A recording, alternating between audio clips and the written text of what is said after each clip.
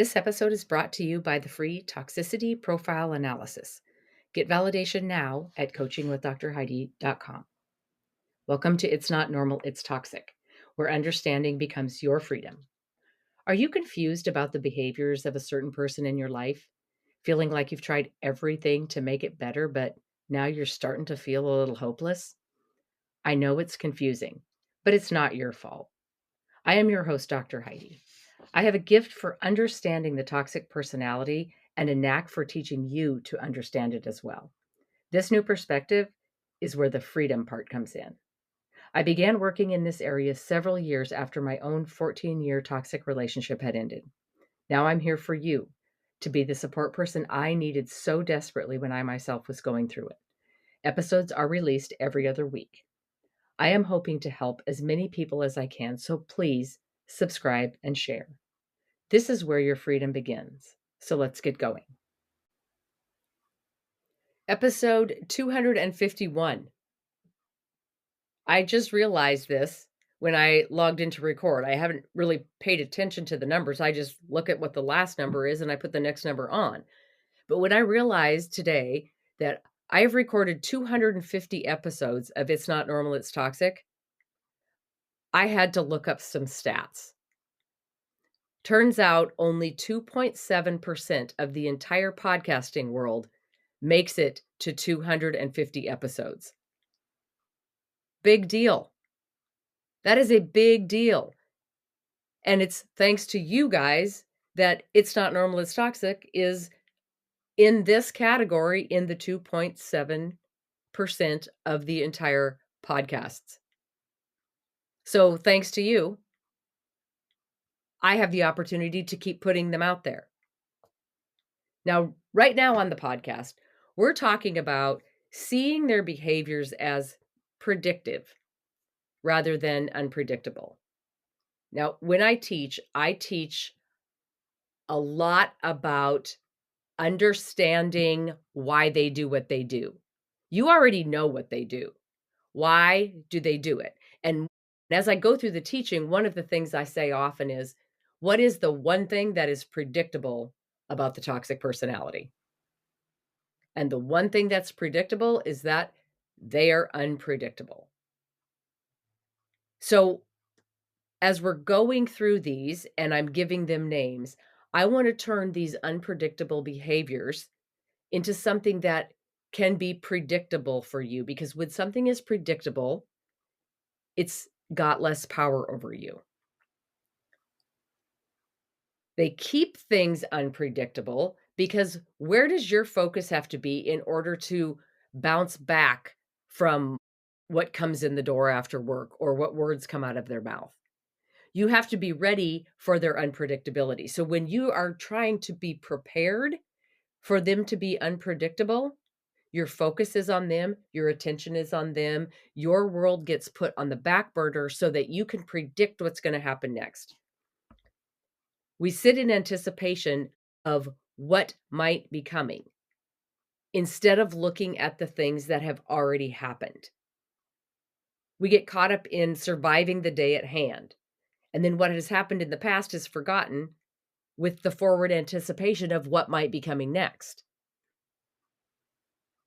The goal is to not shove everything under the rug. Now, I have been in it, so I know that when you get up on Tuesday, your job is to get through Tuesday.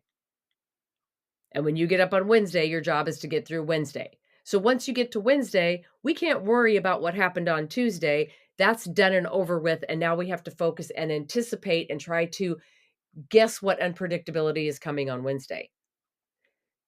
That type of behavior keeps us from seeing the cycle.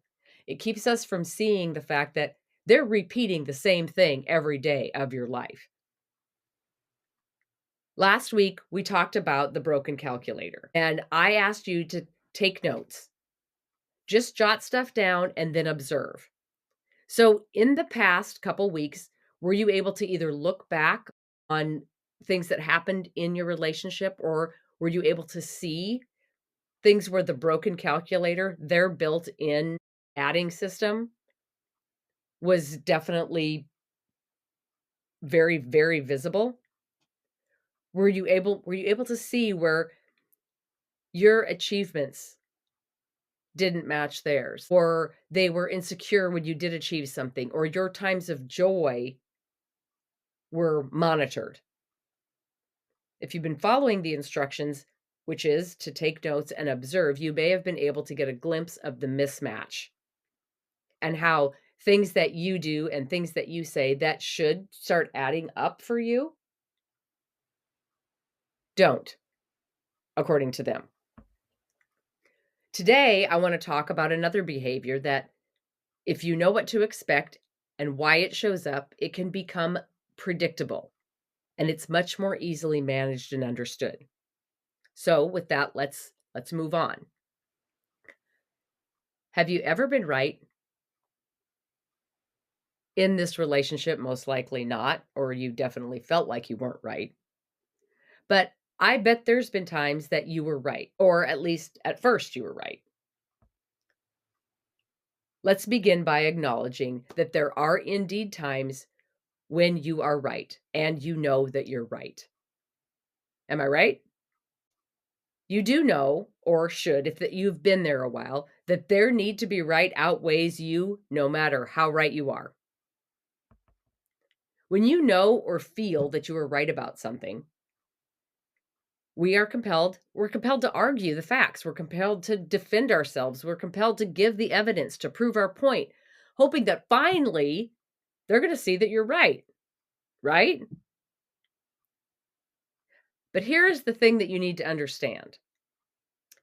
The goal of the toxic personality is not truth. It is not fact. Their goal is to get a feeling through power and admiration, and them always being right provides that feeling. They operate from what I call their little glass house. It stems from the idea of who they feel they must be, who they want the people from the outside to see when they look at them. They want other people to see a good person, a smart person, a successful person, an innocent person, one who has all the answers, who has all their shit together, one who would do anything for anybody, one who appears pretty perfect in the eyes of others. The glass house is so fragile and unstable that it cannot tolerate even a minor perceived imperfection. For any real imperfection or flaw in the glass structure within them is so fragile that any nick in this glass ego would cause major damage. You all know how they operate when they get embarrassed in public, or when they get in trouble, or when they get fronted, or when they get proved wrong. It is a crack in the glass house that's within them. For them being wrong or seen as being wrong, even if it's a small issue, would cause a total collapse of the image that they're trying to portray. This little glass house protects their self-security and their self-worth. So anything that causes damage to it makes them feel less secure in themselves and less worthy of who they are trying to show the public that they are. Their need to be right is not logic-based. It is based on the fear of collapse. Fear is a feeling, and it causes panic. So your simple correction or your disagreement or your boundary or your difference of opinion is felt by that alarm system within the little glass house, not as communication, but as an immediate threat to their fragile existence. They know how fragile glass is. They know that with one little stone, it could be shattered and everyone would be able to see the true imperfections that cause the insecurity. Therefore, any attack or perceived attack on this perfectness is going to trigger an immediate, disproportionate, and often inappropriate defense. This is often why their reactions are so intense. It's not about you being wrong. It's about them being right. It's about keeping that self-image from being jeopardized and keeping the walls of that glass house standing to hide the truth of who they really are and to hide the truth of why they need the glass house to begin with. So, how do they maintain the walls of the glass house? How do they make sure that they stay standing when they do something wrong or say something wrong or show their true self? If something happens that conflicts with their story or the story they want others to see, they call upon their little helper. Within this glass house lives an editor. We call him the chief editor because he always wins, whose job description is to handle the situation that causes threat to the stability of the walls around them. In order for the person that they want the world to see to remain in full sight, this chief editor must continuously run on damage control.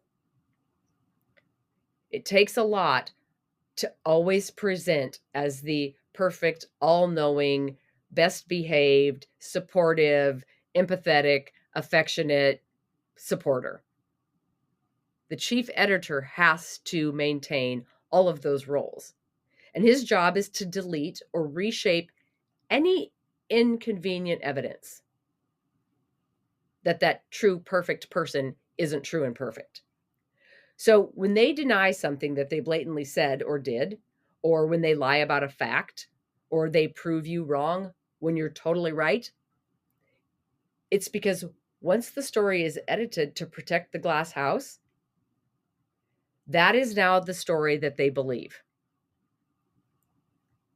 The actual truth, the version where you were right and they were responsible, or they said something hurtful, is just too painful and too threatening to their own security for them to deal with. So it gets mentally erased by the chief editor, and it returns the story to, I'm the good one. I'm the right one. Everybody else's story or sides of the story is incorrect. Because in the story that the chief editor fixes, they can survive. You are seeing the output of their own survival mode because of their need to be in control and feel secure in themselves. Now, you can stop arguing the facts, which I promise you, because I know, is easier said than done. But if you can stop arguing the facts, because the person that you are debating is prioritizing protecting their glass house over acknowledging any reality or any truth. This should prove another powerful validation moment for you.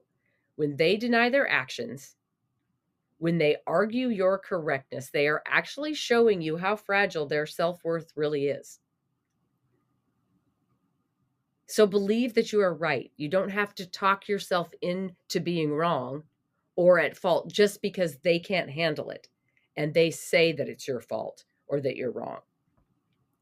This is how something, this is another thing that you can find to be predictable. You no longer have to feel confused or crazy when they twist the facts or say, I didn't said that, or you only hear what you want to hear. You can simply say to yourself, the glass house is being defended by the chief editor. Because when we stop trying to convince them of reality and start observing their actions, these two tactics will lose their power to confuse you. It does not make the relationships easier. My job is to teach you how they see the world. We can't expect them to change if this is how their personality is wired. So if you understand the reason they're a different person in private than they are in public is because their glass house has to stay protected in public. All the energy that you spent in the past trying to prove you were right can now be redirected towards yourself and in strengthening your own truth about what is really happening. Now, once you start to feel the freedom and understand some of this stuff, it's time to tackle the aftermath. So be sure to subscribe to my sister podcast, Fak'n Tired, where faking it doesn't mean making it. On It's Not Normal, It's Toxic, I talk a lot about the toxic personality. If you're listening to me, you already know very well what they say and what they do, but you may be struggling to make the final break or to feel safe doing it. I offer Freedom Me, my exclusive 5-month private one on one guidance program. Throughout this program, you will have strategies, plans, and sustained support that you need to navigate departure and immediately begin moving forward without them in the driver's seat. We work intently together through weekly calls and touch points between calls to execute the planned changes safely. There is also optional access to a private group weekly where all exclusive clients can get and give support. Freedom Me gives you the focus required to finally move from the confusion to clear, permanent freedom. If you are ready for sustained support to safely exit, to heal, start here. Apply for a spot in the exclusive Freedom Me private guidance program at coachingwithdrheidi.com.